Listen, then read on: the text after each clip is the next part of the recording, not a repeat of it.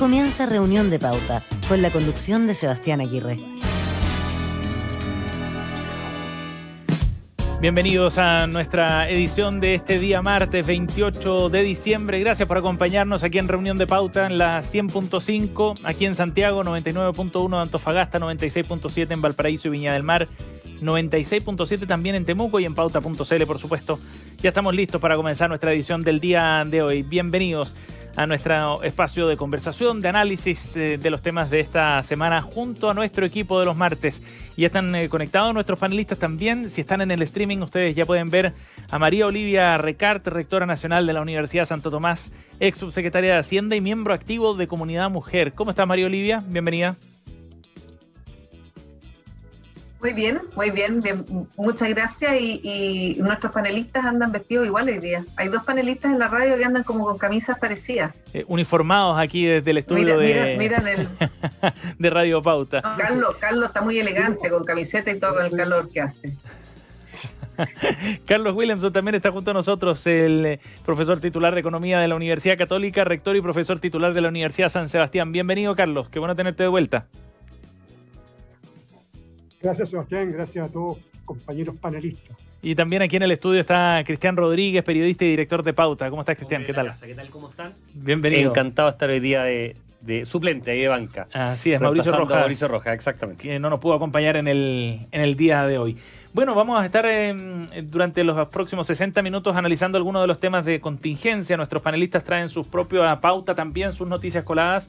Pero en este primer bloque vamos a hablar de otros temas, principalmente de los desafíos que tiene Gabriel Boric por delante, entre muchos otros.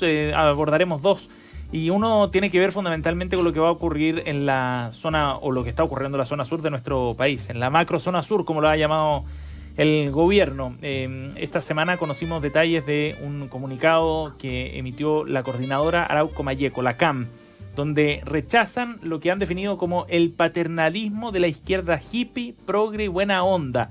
Esto en referencia fundamentalmente a cuál va a ser su actuar frente al próximo gobierno. Manifestaban que como pueblo mapuche tienen su propio ordenamiento político-militar desde antes de la conformación del Estado de Chile y de esa forma la organización se deslinda de las desviaciones de movimiento, apuntando a otras organizaciones que están vinculadas eventualmente a narcotráfico, al robo de madera, entre otras. Pero de esta manera rayan la cancha también al desafío que tendrán por delante Gabriel Boric y su coalición a partir del próximo 11 de marzo. Carlos, abordemos este tema, el desafío que tiene por delante el gobierno de Gabriel Boric. ¿Cómo crees tú que se debe enfrentar esta declaración que hace la CAM y lo que va a ocurrir ahí en la macrozona sur? ¿Hay espacio, por ejemplo, para el diálogo con una organización de la naturaleza de la CAM? A ver, yo tengo la impresión de que esto no pasa de ser, o tiene un componente de téngase presente. ¿Ah? No cabe ninguna duda, si uno lee el programa de Boric, el mismo programa de Boric, el de la primera vuelta, que no cambió la segunda vuelta, es un tema que me gustaría que después lo conversáramos, es muy categórico en el sentido de reconocer el concepto de plurinacionalidad, pero además de definir ciertos derechos. Y se habla de derecho, ¿no es cierto?, a la integridad, a la cultura, a la lengua de todos los pueblos como un derecho, la autodeterminación, ojo, como un derecho, incluyendo las economías locales, el derecho a definir libremente sus prioridades, formas también de gobierno. Entonces, es como extraño, digamos, cuando uno piensa que todavía no ha asumido llamar, ¿no es cierto?, a Boric de progresista servil. Me parece que es una manera poco elegante, ¿no es cierto?, de iniciar un diálogo y por lo tanto yo creo que más bien es un téngase presente. Ahora, es evidente, por ejemplo, de que en el programa de Boric aparece varias cosas que son importantes para este grupo, ¿no es cierto? Por ejemplo, la ley de antibarricada, ¿no es cierto? Derogar esa ley, ¿ya? Hay una serie, digamos, de principios e iniciativas que hacen pensar de que aquí se va a buscar iniciar un diálogo buscando la manera, digamos, de evitar, ¿no es cierto?, lo que es hoy día es el polvorín de la Araucanía. Sí. Pero hay que esperar, digamos, yo creo que otra cosa con guitarra, vamos a ver cómo se enfrenta esto, pero se ve por ahora complejo. Pero yo todavía creo, digamos, en la posibilidad de que efectivamente tengamos un diálogo que sea que permita, digamos, reducir el grado de violencia en la Araucanía, aunque no necesariamente resolver problemas de fondo. Que según el presidente electo ha enfatizado, será el camino que van a tratar de desarrollar durante su gobierno, el del diálogo precisamente. María Olivia. Mira, a mí me parece que es Escucha, ¿cómo decir? Es positivo que la CAM haya hecho esta declaración, primero por las palabras que usa, porque son un poquito de una ironía, y segundo, porque yo creo que genera un límite en el entorno de lo que es la CAM, que muchas veces deja abierta su participación a los círculos que vienen, ¿no es cierto?, más externos al movimiento mapuche más radical, y ahora se mostró como un poco como lo que es, ¿no? Bien radicalizada, irónica, yo diría un poco como sin hacer las comparaciones estrictas, pero como los partidos, ¿no es cierto?, más revolucionarios, antiguos, que desaparecieron. Y eso me parece positivo para el gobierno del presidente electo, porque creo que abre una puerta para que se diferencie con el pueblo mapuche en general, que es un pueblo que es más pacífico. No es como si decir todos los chilenos estamos todos radicalizados, somos todos anarquistas. O sea, los mapuches no son radicalizados, no son personas que busquen la guerra, son personas que están buscando el diálogo y la paz, y hay estos pequeños grupos que se confunden en la masa y que tratan de generar una radicalización y una opinión pública distinta. Entonces me parece, cuando uno lo lee, dice los hippies, progresistas, así como, sí. Dice, no, aquí rayaron la cancha bien para el proceso del diálogo, creo yo. O sea, puede ser útil para los fines que busca el presidente electo en ese sentido. Cristian. Yo creo que hay que tomarlo, Sebastián, de quién viene, que es una entidad que es extremista, radical, terrorista, valida el terrorismo absolutamente. Y yo no le veo ironía, fíjate, María Olivia, yo le veo una literalidad en un montón de aspectos. Por ejemplo, voy a leer un par de cosas, mediante la instalación de una narrativa narcoterrorista. ¿Por qué es una narrativa narcoterrorista? Si lo que hay allá es narcotráfico hecho y derecho, absolutamente documentado en todas partes, donde se dirigía a rinconar y a desprestigiar la política económica inmediatamente a nuestras expresiones de lucha revolucionaria. Perdón, si lo que hay es terrorismo, pero con letras de liquidación, con expresión meridianamente clara. Obviamente, ¿no es cierto?, que están coludidos la derecha, el empresariado, los medios de comunicación, incluso la Convención Constituyente y Gabriel Boric. O sea, sí. Una cosa paranoica. Si hay una entidad democrática, una institucionalidad elegida con una validación del pueblo de Chile completa, es la Convención Constitucional. Te puede gustar, tú puedes haber votado apruebo o rechazo, pero es absolutamente legítima, se determinó así. Y tú dices que eso incluso es parte de una suerte de humorada, ¿no es cierto? No. Igual, y por lo tanto, creo que sí comparto con María Olivia en el sentido de que se separa la paja del trigo. Y yo creo que este tipo de entidades, y ahí obviamente el presidente Boric tiene una opinión distinta a la mía, es que con estas entidades no se negocia, con los terroristas no se negocia, con los extremistas no se negocia, y no deberían ser parte de ninguna mesa de diálogo, porque la mesa es de diálogo, no de acción terrorista. Y algo así ha planteado precisamente Gabriel Boric hasta ahora, de que su camino es el de la vía pacífica y no de la violencia. Carlos. Sebastián, una aclaración, yo hablé de ley antiborricada, no, es derogar la ley antiterrorista, sale en el programa de gobierno, que evidentemente, digamos, es una ley que podría, ¿no es cierto?, allanar el camino hacia un diálogo. Ahora, como dice Cristian, es cierto, digamos, es difícil dialogar con una entidad, digamos, que claramente se ha puesto del lado del terrorismo, ¿cierto? El terrorismo, en este caso, que está asolando la Araucanía, pero hay que esperar, digamos, sí, los eventos como sucedan. Yo creo que aquí todavía es una especie como téngase presente, a ver si es posible, digamos, finalmente, a través del diálogo, allanar, ¿no es cierto?, tener espacio, ¿no es cierto?, para un menor, ¿no es cierto?, una situación mejor en la Araucanía. No está claro. Pero otra cosa como guitarra, como se dice. Y habrá que ver cuáles son las señales que da el gobierno entrante, por ejemplo, respecto al estado de excepción allá en la zona. Van a ser una de las primeras decisiones que tendrá que adoptar también el presidente electo Gabriel Boric, si es que efectivamente el gobierno actual la extiende hasta, como se prevé, hasta marzo. Bueno, vamos a abordar otro tema. Estamos junto a María Olivia Recart, Carlos Williamson y Cristian Rodríguez aquí en Reunión de Pauta. Y vamos a hablar de lo que viene en términos de desafío político también para el gobierno entrante, para tratar de generar acuerdos y ampliar un poco la coalición sin sumar partidos formalmente a la coalición de Apruebo Dignidad. Es el trabajo que están haciendo precisamente por estos días en el equipo más cercano a Gabriel Boric, tratando de generar las fuerzas suficientes para llegar al gobierno el 11 de marzo y poder sacar adelante fundamentalmente su agenda legislativa. Hay dos conceptos que se hacen cada vez más familiares en el análisis político. tienen que ver con la coalición a la portuguesa, haciendo alusión a el exitoso proceso que liderara el Partido Socialista allá en Portugal, con una coalición en la que los partidos no estaban formalmente dentro, pero había cierta afinidad que permitía llevar adelante un trabajo legislativo mucho más amplio. Y por otro lado, los llamados círculos de poder, que es otro concepto también del que se ha hablado, lo mencionaba Giorgio Jackson este martes también, en relación a esta posibilidad de ir sumando, dependiendo de los temas a tratar, a otras fuerzas, partidos políticos, independientes, movimientos sociales también. Pero en lo concreto hay un diagnóstico bien claro, y es que la coalición gobernante necesita otros apoyos para poder sacar adelante su agenda legislativa. María Olivia, ¿cuál crees tú que debería ser el norte en este sentido para el gobierno entrante, para Gabriel Boric? ¿Cuál crees tú que es la decisión estratégica que tiene que adoptar respecto a estas formaciones políticas y eventuales coaliciones para empezar su gobierno?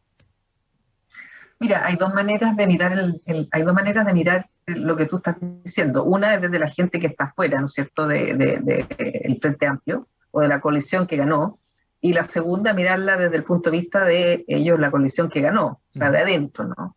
Si tú estás afuera, eres el PS, el PPD, miembro de la Concertación o un independiente, entrar al gobierno sin tener el acceso a un cargo de poder interesante, ¿no? O sea, para poder ministro, subsecretario, si entras al gobierno mirándolo de fuera y no estás o no tienes acceso a los grupos que toman decisiones, la verdad es que es una desventaja enorme, porque igual para ser ministro tú tienes que tener la confianza del presidente, de la presidenta, y tienes que tener la capacidad de hacer juego pierna y flexibilidad, que tú confíes en tu equipo y que tú recibas la confianza del presidente. Entonces, creo que es difícil estar fuera en relación a los grupos de poder, ¿no? Sí. Y después, en segundo lugar, cuando tú... este va a ser un gobierno complejo, difícil,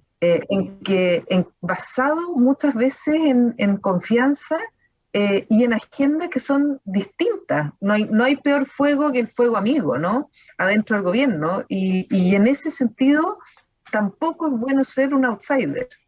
Y creo yo que esa es la perspectiva de afuera. Y desde dentro, el dilema que tiene el gobierno hoy día es con qué capacidades va a poder llenar la cantidad de cargos, con qué personas que tengan esta mezcla de experiencia y de afinidad y de confianza. Y eso no es un mundo muy amplio en un segmento de los menores de 40 años. Sí. Y por lo tanto, mezclar la experiencia con trayectorias, y por eso que se hablaba, ¿no es cierto?, un poco de Carlos Montes, tú dices, bueno, ese es el mundo donde tiene que haber un poquito más que los grupos de poder y un poquito más que la coalición a la portuguesa. Claro, y ahí estamos hablando ya no solo de empujar la agenda legislativa, sino también de un aspecto mucho más básico, que es de poder tomar el control del Estado, en el sentido de poder tener a todos los funcionarios de confianza que se requiere nombrar. Los cuadros de apruebo de dignidad no necesariamente dan o alcanzan para eso. Cristian, ¿cómo ves tú este desafío que tiene Gabriel Boric? A mí me parece como un primer esbozo con una arquitectura muy virtuosa. Yo creo que es una muy buena idea. ¿Cuál? ¿La de la coalición a la portuguesa? La coalición a la portuguesa, efectivamente. La coalición a la portuguesa es la práctica que le ha dado tanto rédito a Antonio Costa, digamos, lo que tú planteabas al inicio, primer mandatario. Portugal es una república parlamentaria, a diferencia de Chile, que es una república presidencial. Por eso que es muy distinto. Por eso que es muy distinto, porque es parlamentaria. Entonces, por eso que cuando tú la trasladas para acá, no sé si es tan virtuosa. Fíjate, Malala, María Olivia, yo tengo el argumento absolutamente contrario. Yo creo que el hecho de ser una república presidencial lo hace ser más asequible, si tú quieras. Y déjame argumentar por qué. Primero, porque hay que entender de qué se trata. Es que tú participas con ministros, o sea, tienes un primer anillo, ¿no es cierto? Acá tienes círculos concéntricos, esa es un poco la idea, con un primer radio, un primer Vespucio, por decirlo de manera, ¿no es cierto? Un Américo Vespucio en que está todo Santiago adentro. ¿Y quién es todo Santiago adentro? Apruebo de dignidad. Y después tienes una suerte de comunas colaterales, que son la antigua Concertación, probablemente van a dejar fuera la ADC, donde entregas ministerios, supuestamente, pero sobre todo el acuerdo es parlamentario, donde hay cierto consenso que va a ser el gran campo de batalla para, obviamente, los próximos 3 o 4 años. Esa arquitectura inicial la veo muy virtuosa, porque todos tienen apetito de poder. Y por lo tanto, el segundo círculo concéntrico quiere estar, pese a no estar formalmente. Y algo que ha dicho Giorgio Jackson, que es muy importante como cabeza política, es que los nombres tienen que tener plena sintonía con el presidente electo y tienen que ser validados por los partidos políticos. Pero creo que tiene 3 dificultades, y ahí voy un poco a lo de María Olivia. Primero, es la tensión programática entre Apruebo Dignidad y toda la corriente más socialdemócrata. Creo que esa va a ser una tensión permanente constante en los próximos 3 o 4 del gobierno, y estoy dando argumentos de por qué esto podría eventualmente fracasar. Segundo, la velocidad de las reformas. La gran mayoría de las reformas tiene aspecto tributario para llegar a elementos de pensiones, de educación y de salud. Y por lo tanto, esa velocidad con que se avance va a colisionar con la velocidad con que avanza el crecimiento y la inversión, que no hay que ser adivino para entender que se le viene cuesta arriba, por bases comparativas, por el tema de la incertidumbre, por un montón de cosas. Y tercero, el fantasma de la Convención Constitucional, que puede ser el gran aliado de la fiesta, la gran invitada o invitado a la fiesta, o el abrazo del oso. En el sentido que puede allegar más incertidumbre y más complejidades, o eventualmente ser un bálsamo con el cual esto obviamente corra. Carlos. Yo creo que esto no tiene nada que ver con haber elegido un modelo a la portuguesa. Esto es fruto de un hecho de la causa.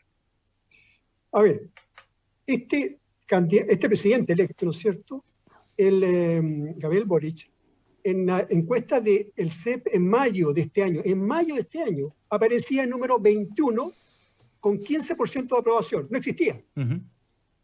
Y comenzó a construir, ¿no es cierto?, su coalición de a poquitito, ¿no es cierto?, inicialmente con el Frente Amplio, después, digamos, se aunaron después de la primaria, ¿no es cierto?, con Jaude, ¿no es cierto?, y formaron esta coalición pequeñita, porque la coalición pequeñita fue la que sacó el 25%, ¿no es cierto?, de la votación en la primera vuelta.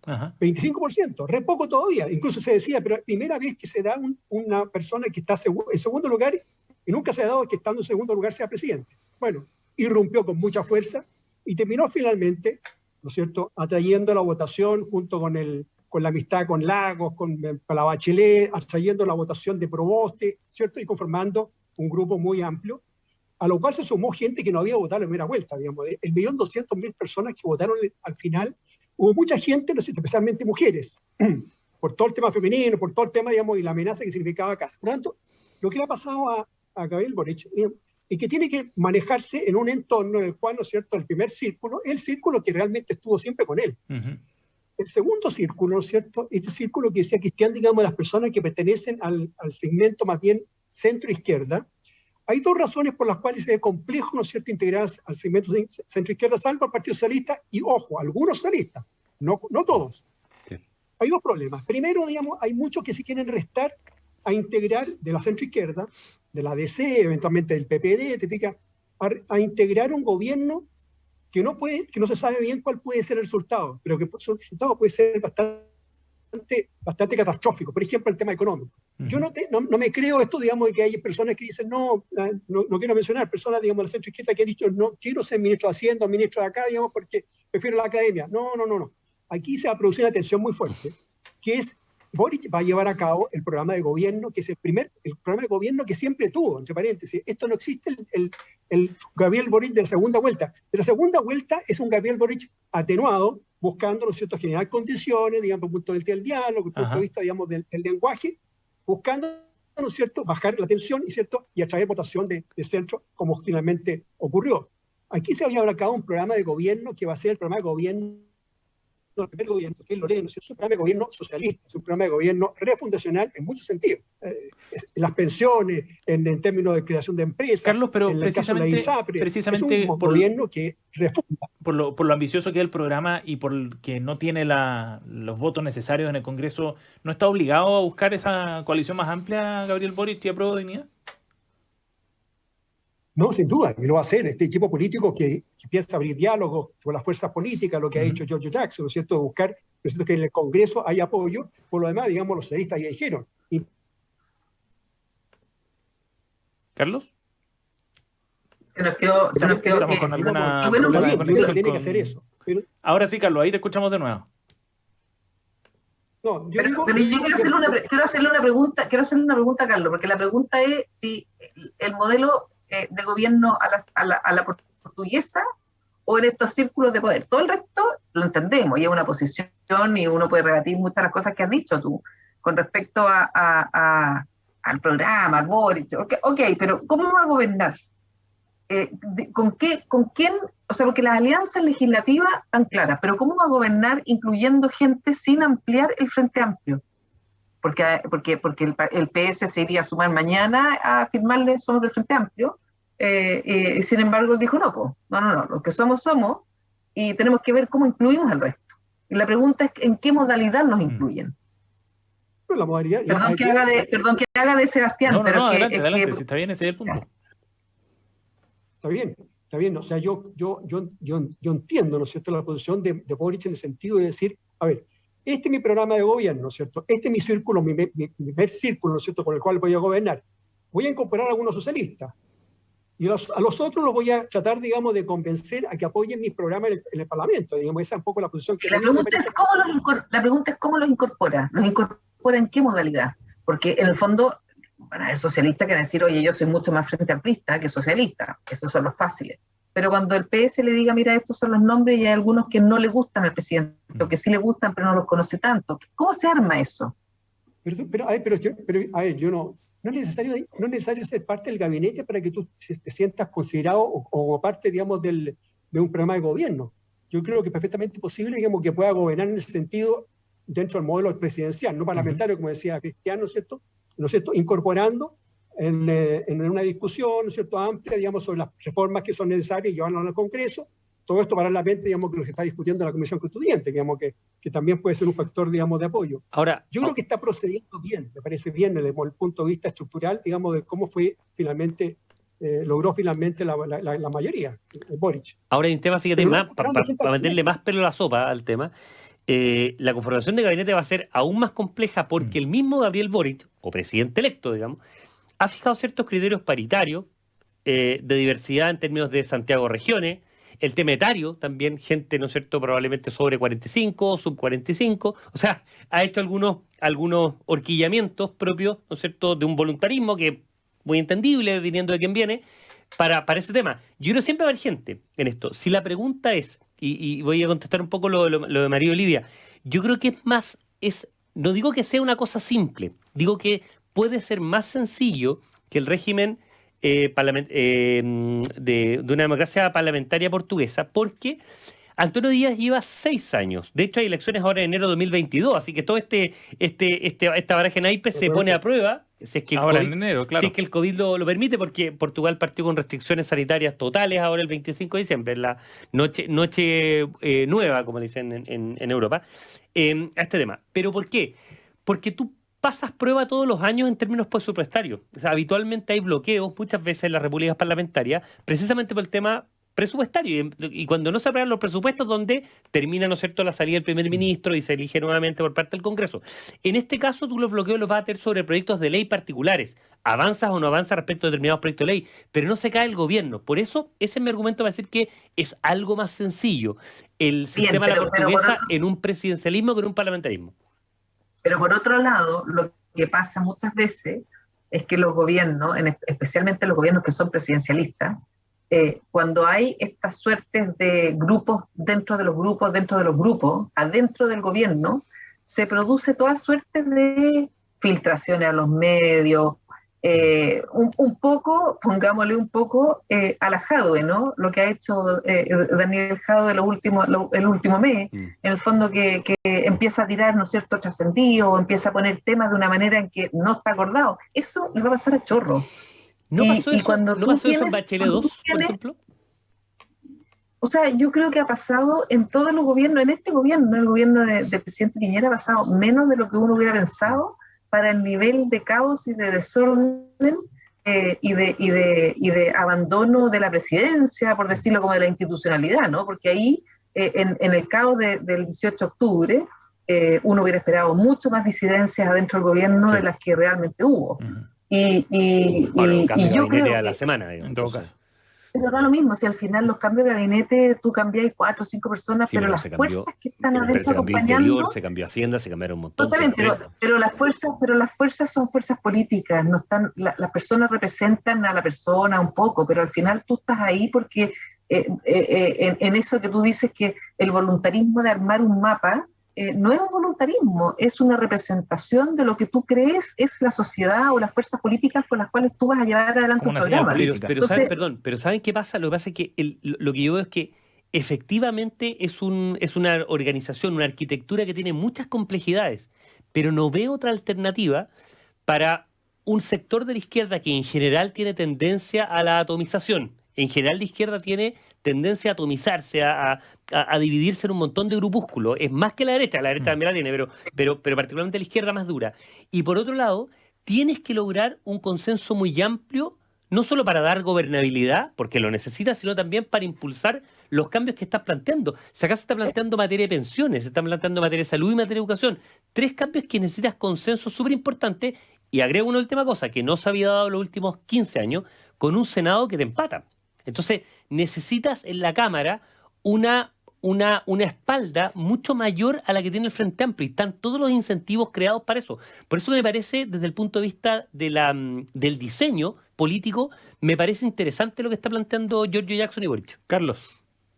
Yo creo que está, pero yo voy a insistir, digamos, ¿se puede gobernar sin tener, digamos, en el gabinete a gente que te apoya en el Congreso? Por supuesto que sí. Uh-huh. Por eso que yo pienso, digamos, que este va a ser un gobierno, digamos las cosas por su nombre, hay 5 o 6 cargos clave en el gabinete. El resto, digamos, no quiero decir, digamos, no puedo decir ahora, no hay que decir música, porque cuando uno dice música, los otros restos música, no. Pero hay cargos clave que son Ministerio de Hacienda, ¿cierto? Y del Interior, Desarrollo Social, Trabajo, ¿no es cierto? 4 o 5. ¿Ah? Y ahí van a estar, digamos, Frente Amplista, o sea, Frente Amplio y Partido Comunista, probablemente. Entonces, a ver, yo creo que la búsqueda, digamos, de una coalición de gobierno, ¿cierto?, con un apoyo en el Parlamento para reformas que son clave, reformas que probablemente van a ser apoyadas por socialistas, por gente del PP, digamos, que todavía tiene una participación importante. Yo creo perfectamente posible de hacerlo, pero para eso no es necesario demorir al gabinete a todos, donde estén todos representados, porque además no todos fueron invitados a esta fiesta. Sí, claro, y ese es el punto en cuestión. María Olivia, lo último antes de ir a la pausa. No, vamos a la pausa, para hablar de los otros temas. No, pensé que quería agregar algo respecto a lo de Carlos. No, pero yo tengo una pregunta para ti, particularmente respecto al rol del PS, porque la decisión que adopte sobre cómo se incorpora en este gobierno no depende solamente de lo que ofrezca Gabriel Boric o Apruebo Dignidad, también tiene que ver con lo que quiera el Partido Socialista. ¿Qué está en juego para el PS ahí en la forma en la que se incorpora este gobierno, pensando en su alianza histórica con el resto de los otros partidos, con el PPD, con la DC, etcétera? El PS ya cometió errores históricos en las primarias, cuando corrió a situarse adentro del Frente Amplio, el Frente Amplio le dijo que no, esa escena que no se nos olvide, y concedió a todos sin ninguna condición ahora, no hizo reflexiones, al día siguiente estaba ahí, ¿no es cierto? De hecho la etapa del Clinic emblemática, ¿no? Ese pesebre con unos Reyes Magos que queda como afuera, que es Elizalde, con una ánfora así, los regalos. O sea, realmente yo creo que el PS perdió la dignidad en esta vuelta, uh-huh. y creo que van a actuar, mi intuición me dice que van a actuar mucho más táctica que estratégicamente. Van a poner a la gente que Boric llame, no le van a poner ni peros ni condiciones, y va a hacer lo que es nomás. Y creo que el PS va a optar a una vuelta a sus cuarteles. Así que vamos a la pausa nomás. María Olivia Recart, Carlos Williamson y Cristian Rodríguez están aquí en Reunión de Pauta en la 100.5. Efectivamente, nos vamos a ir a un corte. Para sacar el máximo provecho de tu empresa y sus servicios, es fundamental contar con el software correcto. En Anholster pueden ayudarte a definir, diseñar y construir soluciones tecnológicas que evolucionan y crecen junto a tu negocio. Encuentras más información en anholster.com. Y tenemos una invitación que hacerles. En pauta.cl pueden ver Derecho a la Convención, un programa dedicado al análisis jurídico del trabajo que está desarrollando la Convención Constitucional, el organismo encargado de redactar la nueva Carta Magna. Vamos al corte y volvemos. En Maternidad de Clínica Red Salud Santiago estamos comprometidos desde el día 1. Desde el comienzo, parto contigo. Descubre más sobre nuestra área de maternidad en Clínica Red Salud Santiago. Clínica Red Salud, mejor salud para Chile. En Principal, sabemos lo importante que es enfocarse en el futuro. Por eso te invitamos a invertir en el extranjero tu APB, aprovechando importantes beneficios tributarios. Descubre nuestra plataforma guiada de inversiones en Principal.cl. Principal, experto global en inversiones.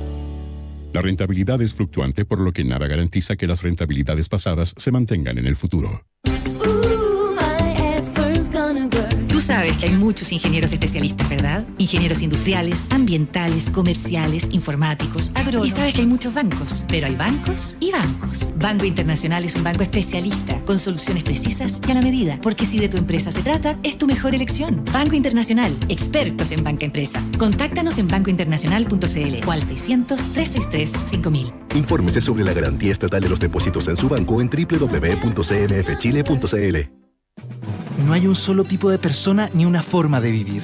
Son nuestros quiero los que marcan la diferencia. La posibilidad de soñar y elegir entre un viaje y una aventura, entre ahorrar y atreverse, entre un lugar para dormir y un hogar, entre estar asegurado y sentirte seguro. Porque eso que quieres está en ti, en Grupo Security te estamos escuchando para que tú elijas cómo convertir tus quiero en puedo. Conoce nuestras 7 empresas en security.cl. Grupo Security. ¿Quieres? Puedes. Para sacar el máximo provecho de tu empresa y sus servicios, es fundamental contar con el software correcto. En Anholster podemos ayudarte a definir, diseñar y construir soluciones tecnológicas que evolucionan y crecen junto a tu negocio. Más información en anholster.com. Todas las tardes, de lunes a viernes a las 8 p.m., Christian Warnken nos invita a pasear con él y con sus invitados en su jardín. Media hora de conversaciones y reflexiones. Una invitación a regalarnos una pausa en medio del tráfago de todos los días. No dejes de escuchar los sonidos y palabras de Desde el Jardín en Radio Pauta. Ya estamos de regreso. Escuchas Reunión de Pauta. Pauta 100.5. Estamos de vuelta ya aquí en Reunión de Pauta en la 100.5 con nuestra efeméride del día de hoy, 28 de diciembre, pero del año 1959, la fecha en la que nació Ana Torroja, la cantante española, vocalista de Mecano, banda formada con los hermanos José María y Nacho Cano, y que tuvieron éxitos, entre otros, como Un año más, Hijos de la Luna, Me cuesta tanto olvidarte. Inició su carrera en la música en 1977, Ana Torroja, con sus 2 compañeros de grupo, y tras 11 años de trabajo con ellos, debutó luego como solista en el año 1997. Ya estamos recordando el día de hoy, en su cumpleaños, a Ana Torroja. Uno más.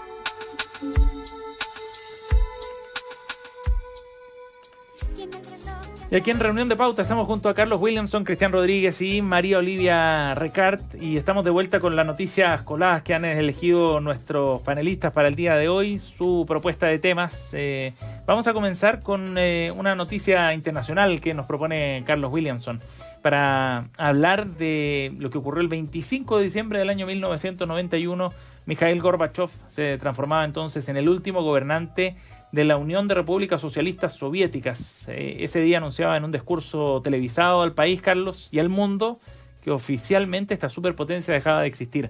Cuéntanos sobre el tema y por qué lo traes a colación ahora.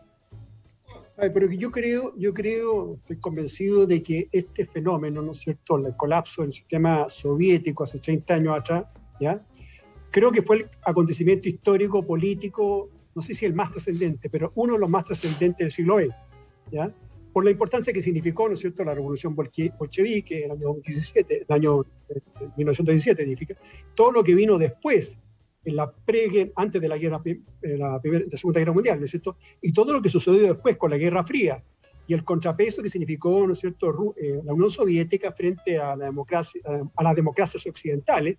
Yo creo que la relevancia que tuvo, este era un régimen marxista-leninista absolutamente químicamente puro, una potencia mundial enorme que mantenía permanentemente en vilo a la humanidad respecto a la tensión que había especialmente con Estados Unidos, con con el mundo occidental. Por lo tanto, yo creo que este fenómeno, ¿no es cierto?, el colapso, fue un factor muy determinante, que además dio origen, ¿no es cierto?, a la llamada fin de la historia, ¿no es cierto?, ahí porque cae el muro de Berlín, ¿no es cierto?, y ahí se acuña la famosa frase, ¿no es cierto?, de Fukuyama, ¿ya?, del fin de la historia, o sea, de imponerse un sistema liberal en lo político y en lo económico, ¿no es cierto?, la idea de Occidente, que finalmente significa la instalación de forma prácticamente universal de lo que es el modelo de la democracia liberal. Así que todo eso como que fue generando, ¿cierto?, las condiciones para finalmente lo que sería el periodo, ¿no es cierto?, de mayor progreso en la historia del mundo. Se lo vimos a través de indicadores que fue entre el año 1990 y el año 2010, 20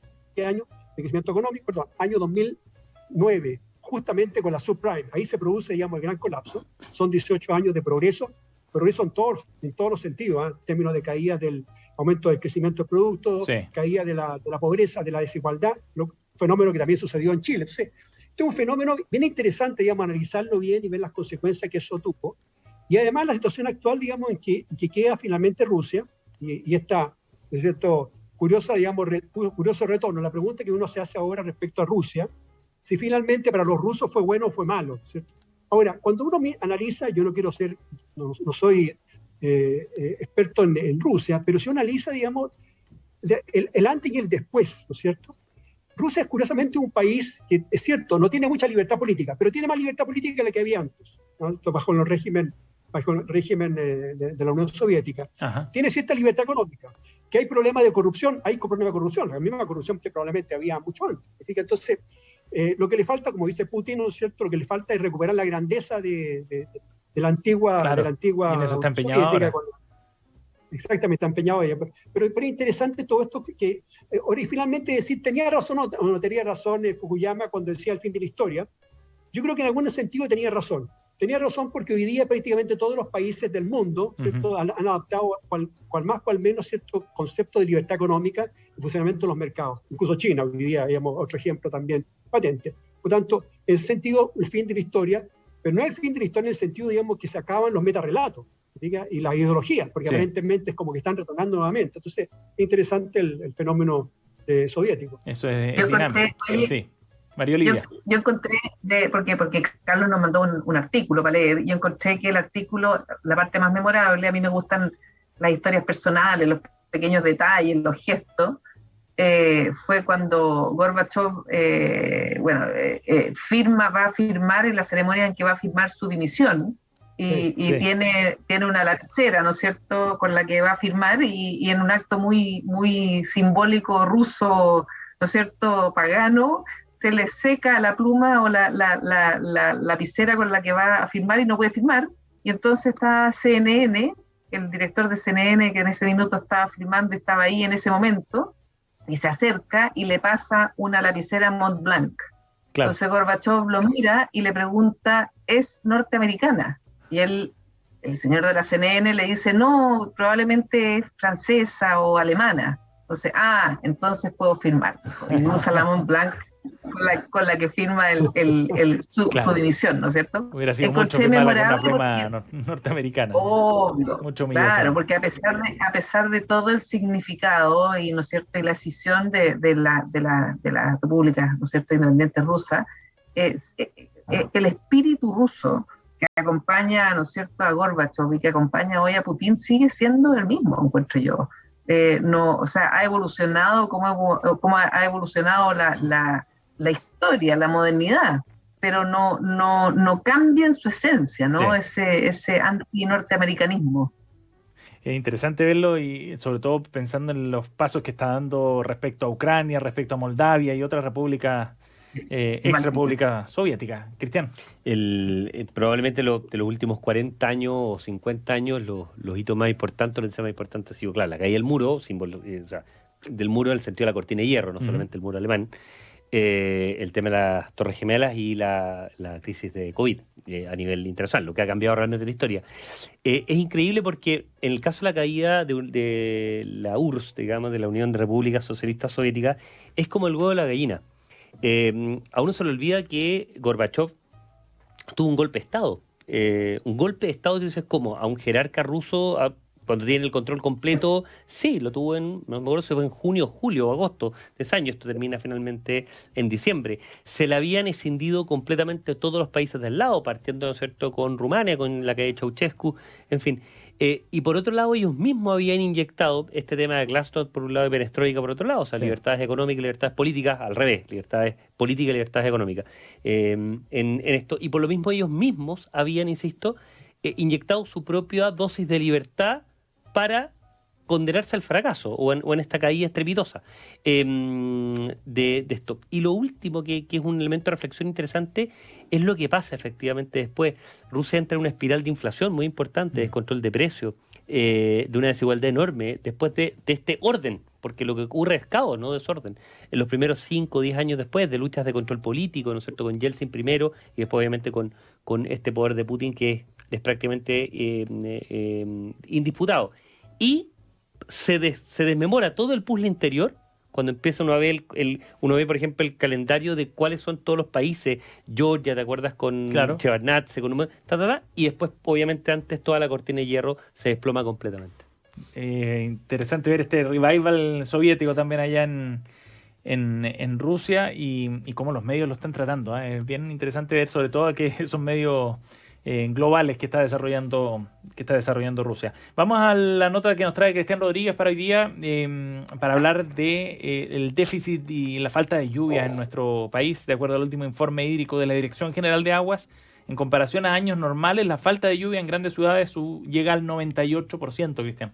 Yo diría que es déficit hídrico y cambio climático. Mira, ayer vi una película, que no voy a hacer el ¿cómo se dice? Spoiler, ¿no? El spoiler. Sí. Que está, no mires arriba, ¿no es cierto? Es, sí. Exactamente. Pero para no hacer el spoiler, digamos, lo que hago es mejor el cuento de Andersen, que es La ropa del emperador. Entonces lo que a mí me pasa con este tema es que hay un montón de temas que son sumamente necesarios en la discusión de políticas públicas. O sea, el tema pensiones yo lo vengo conversando desde el 2010. Yo siempre decía, mira, cuando se jubilen los químicamente puros, los que siempre han cotizado en, ¿no es cierto?, el sistema nuevo, nunca cotizaron un peso en el sistema antiguo y después se cambiaron, no. Ok, primera cosa. O el tema de salud, o el tema de educación, lo que uno quiera. Pero probablemente el mayor desafío que tenemos en Chile, sobre todo en Chile y ciertamente en el mundo, es el tema del cambio climático. Y se sigue pasando el emperador desnudo completamente por nuestras narices y no pasa absolutamente nada. O sea, lo conversábamos alguna vez, ¿te acuerdas, Sebastián, cuando preparábamos el tema del debate del Archi? Sí. El tema de agua no está en los debates presidenciales, salvo una cosa que hizo la red, me acuerdo, prácticamente no estuvo. No hay política pública en este gobierno, en términos, por ejemplo, sí, se crea una infraestructura, una institucional del agua, pero siguen existiendo 30 y tantas entidades que tienen de alguna manera relación con el tema agua. Pasa, ¿no es cierto?, una escasez hídrica o decreto de escasez hídrica en la región de los ríos, después del archipiélago de las Guaitecas, probablemente sea la zona en Chile, en Valdivia, donde más llueve, y no pasa nada, y no es noticia.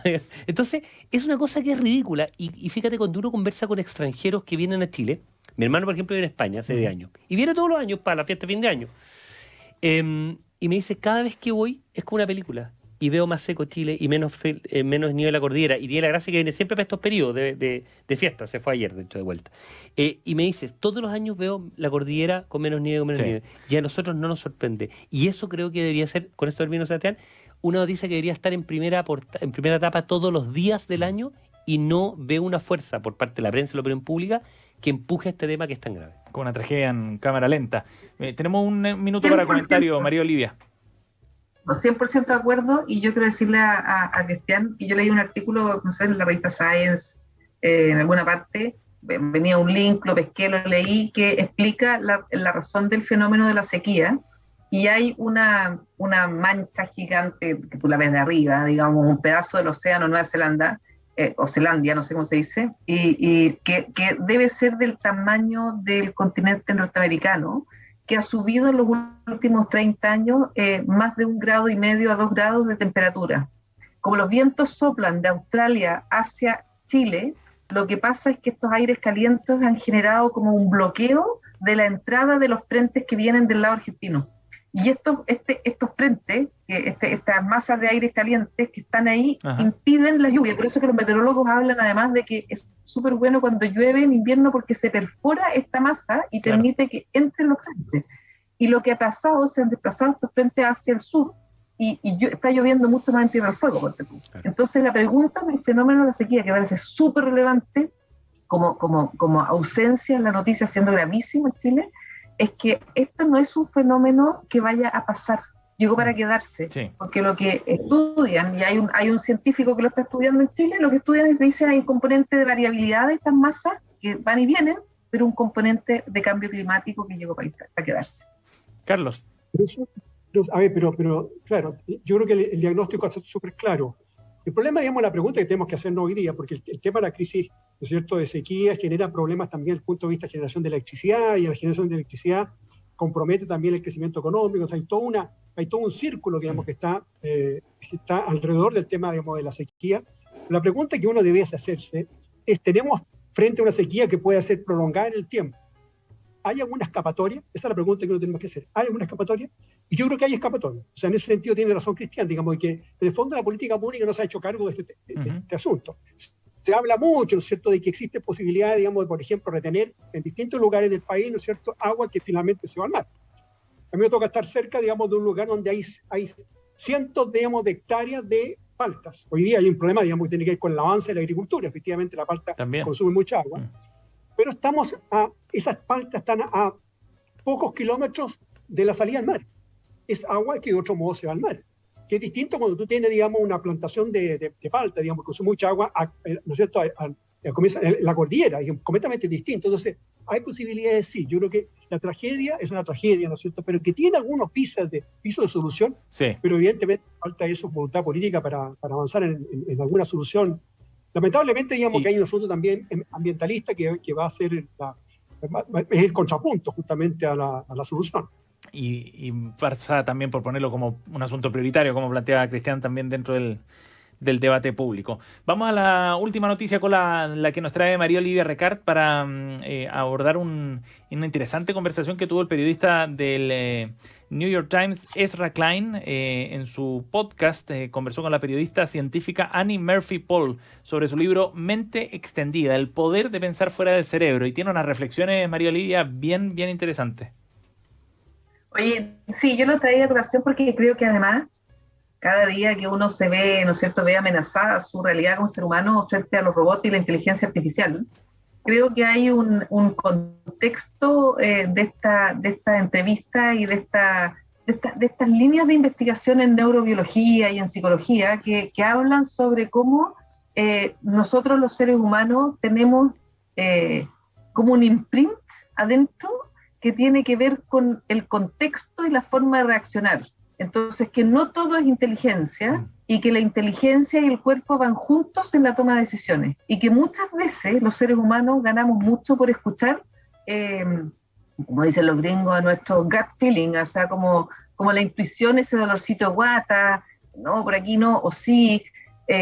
Yo fui deportista joven, deportista elite, y me acuerdo que cuando enfrentaba una competencia de alto nivel, si me dolía la guata antes, yo sabía que iba a jugar increíble. Entonces yo entiendo cómo generar hoy día esa preparación, porque busco en mi memoria corporal, física, busco ese estado de preparación para momentos críticos que tiene que ver con que no es solo un dolor de guata, tiene que ver con una preparación cuerpo y mente junta. Y creo que es interesante en especial porque la forma en la que uno usa el cerebro extendido fuera de los contextos, en pandemia nos ha llevado a cuestionarnos mucho cómo pensamos, cómo tomamos decisiones y cómo en lugares fuera de contexto generalmente encontramos soluciones a problemas complejos con mucha más facilidad de lo que lo hubiéramos hecho si nos pegamos la cabeza sentados al computador tratando de escribir un artículo, ser periodista. Y esa es una forma en que tú construyes tu imprint y es una razón por la que en el corto plazo los robots no nos van a reemplazar. Es una buena noticia. Y hay reflexiones bien interesantes sobre lo que significa la productividad también, o lo que se entiende hoy día por productividad, de cómo uno se relaciona también con el estado de salud mental. Está bien interesante la conversación. Cristian.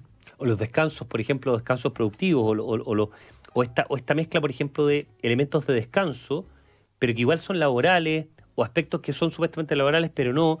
Esta idea, por ejemplo, que ojalá tuviéramos todos empleados o colegas que fueran suerte de robot. O sea, esto eran 24/7 completamente. Ese es como el epítome del empleado del mes, ¿no es cierto? El gallo que está 24/7 todo. Y en realidad pareciera ser que no es lo óptimo, porque no tiene tiempos para pensar. Yo siempre recuerdo una cosa porque me pasa a mí lo mismo. Por supuesto no tengo ni la uña del pie el talento que tiene él, pero Juan Luis Guerra, este compositor dominicano, siempre decía que él componía en el baño. No sé qué estaba haciendo en el baño, duchándose otra cosa. A mí me pasa una cosa muy loca, que las buenas pautas, las pocas que produzco, se me ocurren en la ducha, ponte tú. Cuando estáis en la mañana o hiciste deporte y te estáis viendo en la noche. Y no estoy muy loca, no sé si el vapor, no, o sea, pero es muy raro. O de repente piensas mucho más claro. Puedes que hablarlo así con mi hija para explicarle esto, o la voy a retar de tal manera. O las caminatas, eso lo decían mucho, por ejemplo, los sacerdotes de la Edad Media. El tema de la caminata, por ejemplo, para poder ordenar ideas, pensar, mucho más que estar sentado en el computador, ¿no es cierto?, cumpliendo horario, de manera muy rígida. O sea, no, eso es una cuestión muy loca. Y eso se da mucho el tema de la academia, que hay mucho tiempo para poder pensar y obviamente se surgen cosas muy entretenidas. Carlos. La idea de mente extendida, muy buena esta entrevista, ¿no es cierto? Dice algo que tiene toda la razón. Dice que es muy desafortunada la metáfora, digamos, de que la mente es como un computador. Porque él dice, el computador puede funcionar, digamos, en un rincón oscuro, digamos, puede funcionar, digamos, afuera, adentro. No, la mente depende del entorno, depende de las condiciones. Primero. Lo segundo, que es importante consignarlo, la mente tiene una parte, ¿no es cierto? La neurociencia lo ha estudiado, ¿no es cierto? Tiene una parte, digamos, que es la razón, lo que gobierna la parte cognitiva, y la parte emocional. Esto, digamos, de que la mente es razón y la parte emocional está en el corazón, digamos, no es así, ¿ya? Técnicamente, o desde el punto de vista de la neurociencia, está ambos. Por lo tanto, la mente es una confederación de sistemas donde de pronto algunas decisiones las toma la razón, lo cognitivo, y otra cosa la emoción. Hay una frase, digamos, de un famoso futbolista, ¿ya?, que siempre ha sido utilizada, digamos, para reírse un poco, que Carlos Caselli, cuando decía, no estoy obligado a estar de acuerdo con lo que pienso, ¿ya? Y una vez, digamos, un psicólogo, ¿no es cierto?, doctor en psicología, decía, pero tiene toda la razón. No estar obligado a pensar, a estar de acuerdo con lo que pienso, significa, no estoy de acuerdo, no estoy obligado a seguir, ¿no es cierto?, lo que me dice, digamos, la razón, y sí voy a seguir lo que me dice la emoción. Significa que en el fondo lo hace ser el ser humano, y la computadora no puede hacer eso. Buena reivindicación de Carlos Caselli, ¿eh? Está bueno, tan vilipendiado en su momento, no solo por el penal perdido, sino también por esta frase. La conclusión del artículo es que el vapor de la ducha, la caminata, pata pelada en el pasto, mirar redes sociales, etcétera, hay cosas que a ti te hacen bien para salir de tu contexto y extender tu mente más allá y buscar conexiones que no tenías. Y creo que uno tiene que aprender a conocerse. Ese es la conclusión. Muy recomendado. Está el texto en el sitio y también el podcast disponible ahí en la página del New York Times. Vamos rápido a los datos y recomendados que nos traen cada capítulo nuestros panelistas. ¿Qué nos traes hoy día, María Olivia? Yo iba a hacer la recomendación de la película Look Up. La vi hace poco. No la spoilería. No la voy a hacer el spoiler, tampoco. Mira, la recomiendo y no la recomiendo. La vi. La encontré. Mira, tiene pedazos buenos y pedazos malos. Es como una presidenta que es la Meryl Streep de Estados Unidos, que es una presidenta estilo Trump, excepto que es demócrata. Y con unos científicos que son unos nerd totales, y que son astrónomos y que descubren que hay un meteorito que va a caer en la costa chilena, que va a causar un tsunami más grande que la bomba de Hiroshima y que el mundo se va a acabar. Y esta presidenta no cree en la ciencia, entonces la película, la trama es cómo la va convenciendo y cómo políticamente a ella le conviene contar el cuento de repente. Es una película que tiene un humor, tiene un elenco increíble. Sí, Blanchett, Streep, DiCaprio, y ¿cómo se llama el hijo del jefe de gabinete, que es el tipo de actor muy divertido? Sí, se me olvidó. Un gordito. Y sin embargo la película guatea, sí. Es como musical de repente, el humor no es tan fino, así que en realidad mi recomendado es un no recomendado, es como la vi y hay no que me verla para gustó. seguir de la duda igual. Si alguien me cree, pueden ver otra cosa en vez. Eso. Carlos, ¿cuál es tu dato para hoy día? Yo recomiendo una película, no serie, que se llama Crimen Perfecto, de este tremendo actor que es Anthony Hopkins. Tremendo, muy bien hecha, como siempre, digamos, este versátil actor Anthony Hopkins. Crimen Perfecto, del año 2007, una película antigua, pero muy bien hecha. Que está en Netflix, por lo que veo aquí, así que si alguien quiere echar un vistazo a esta película, está disponible ahí en el streaming, pensando en el fin de semana. Cristian. Oye, como es verano, yo creo esto haberlo recomendado alguna vez, pero esta recomendación con mayúscula, y creo haberlo hecho alguna vez. La gente que, ahora que parte el verano, que parten los calorcitos, ya hace rato, ¿no es cierto? Y sobre todo si tienen niños, vayan al Parque Tricao. El Parque Tricao queda cerca de Santo Domingo. No hay por qué estar o vivir cerca de Santo Domingo para ir, se puede ir por el día. Hay que pedir hora, las entradas se pueden sacar por internet y se puede sacar con horario, obviamente con ciertos aforos y restricciones sanitarias. Es extraordinario. Y esto lo digo desde el punto de vista de la reserva aviaria que hay, el aviario, que es espectacular. Hay un montón de partes que derivan hasta unas lagunitas o unas lagunas que derivan incluso hasta el mar. Pero además el aporte que hace el sector privado. En general se destaca poco esto de Fernández León, financiado por él, y es de varias decenas de millones de dólares el costo total, y es una cosa extraordinaria que hay en Chile un parque privado de esta calidad y a precios bastante asequibles para un público más o menos masivo. Así que de verdad que vale la pena muchísimo ir para allá. He ido y es una joyita, de verdad vale la pena el viaje, aparte el lugar es muy bonito. Así que ahora en los meses de verano vale la pena llevarse unos sanguchitos para hacerlo más barato. Incluso para la gente que viene de vacaciones a Santiago, porque esta radio se escucha en un montón de partes de Chile. Es un paseo para gente que viene de otras partes. Así es, un paseo por el día, sin duda. Cristian Rodríguez, Carlos Williamson y María Olivia Recart, nuestro panel de este capítulo de Reunión de Pauta. Muchas gracias a los tres, que estén muy bien. Que estén muy bien, chau. Para sacar el máximo provecho de tu empresa y sus servicios es fundamental contar con el software correcto, y en Anholster pueden ayudarte a definir, diseñar y construir soluciones tecnológicas que evolucionan y crecen junto a tu negocio. Más información en anholster.com. Ya nos vamos. Viene desde el jardín Cristian Barken. Hoy día va a estar conversando con el economista Jorge Quiroz a continuación aquí en la 100.5. Que esté muy bien, hasta mañana.